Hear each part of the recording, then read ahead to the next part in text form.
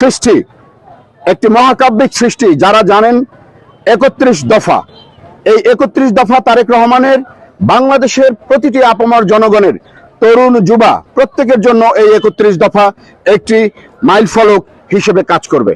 এই ৩১ দফা বাস্তবায়নের মধ্যে দিয়ে ইনশাল্লাহ বাংলাদেশের আগামীর বাংলাদেশ একটি গণতান্ত্রিক, ঐক্যবদ্ধ, স্বাধীনতা, সার্বভৌমত্বের একটি বাংলাদেশ বিনির্মিত হবে।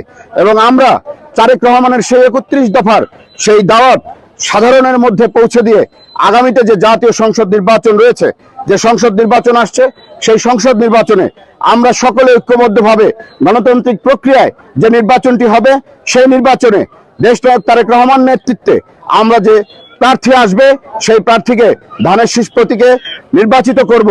এই প্রত্যাশার জন্যই এবং ৩১ দফা বাস্তবায়নের জন্যই আমরা মূলত গ্রামে গঞ্জে, হাটে বাজারে মানুষের মাঝে এই তারেক রহমানের ৩১ দফার প্রচারণা করছি।